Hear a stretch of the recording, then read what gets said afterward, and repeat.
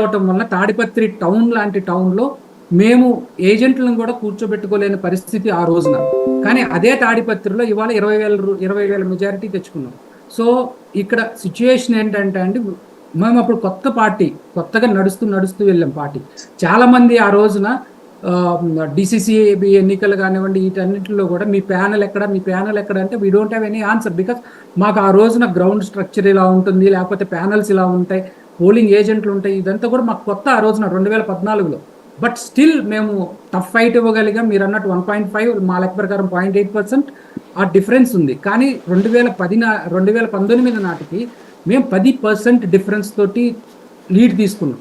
So డెఫినెట్గా జగన్మోహన్ రెడ్డి గారు గత 3 సంవత్సరాల నుంచి మీరు ఏ వర్క్షాప్లో చూసినా our target is to get more than 50% voting. మనం 50% ఓటింగ్ పైన తెచ్చుకోవాలనేది మా టార్గెట్. దాని ప్రకారమే మేము ప్రజల్ని నమ్ముకున్నాం, కానీ పొత్తుల్ని నమ్ముకోలేదండి. రైట్. రవికిరణ్ గారు, ఇక్కడ పొత్తులకు సంబంధించి మీరేమంటారు? ఇప్పుడు బీజేపీ జనసేన మేము ఈ రోజు వరకు పొత్తులో ఉన్నాం. జనవరి 16, 2020 నుంచి కూడా పొత్తులోనే ఉన్నాం. అయితే ఇప్పుడు జనసేన పార్టీ మారిన నేపథ్యంలో తెలుగుదేశం పార్టీతో మేము వెళ్తున్నాం అని చెప్పి సెప్టెంబర్ 13, 2023 చెప్పారు. అదే రోజు ఆ తర్వాత పవన్ కళ్యాణ్ గారు కూడా ప్రెస్ మీట్ కూడా పెట్టి, నేను బీజేపీ కేంద్ర నాయకత్వంతో ఇప్పటి వరకు మాట్లాడలేదు, ఎందుకంటే G20 సదస్సు కానీ వ్యవహారాలు కానీ వెళ్ళి మాట్లాడతానని కూడా చెప్పడం జరిగింది. సో నిన్న కూడా వారి సభలో కూడా నేను అమిత్ షా గారికి చెప్తానని కూడా అన్నారు. గతంలో కూడా ప్రెస్ మీట్ పెట్టి చెప్పారు, నేను కేంద్ర నాయకత్వం మాట్లాడతాను. సో వారు ఇప్పుడు మా వరకు అండి జనసేన పార్టీ ఎన్డీఏలోనూ ఇప్పుడు భాగంగానే ఉంది.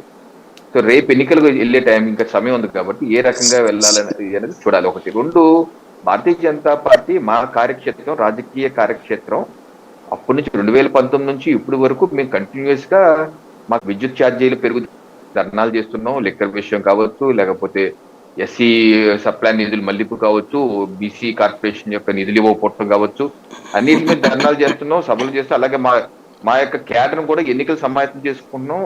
మా అంటే ఇక్కడ ఒక పాయింట్, మీరు ఆ కూటమిలో చేరడం, లేదంటే ఆ కూటమిలో నుండి పవన్ కళ్యాణ్ యువతలకి తీసుకురావడం, ఈ రెండిట్లో ఏం జరుగుతుంది? లేదా ఒంటరిగా పోటీ చేయడం? సార్, ఇప్పుడు భారతీయ జనతా పార్టీ అధికార ప్రతినిధిగా నాకు అవి చెప్పే స్వేచ్ఛ లేదు, ఆ యొక్క ప్రిడిక్షన్స్ కూడా నేను చేయలేను, నాకు అంత కెపాసిటీ కూడా లేదు.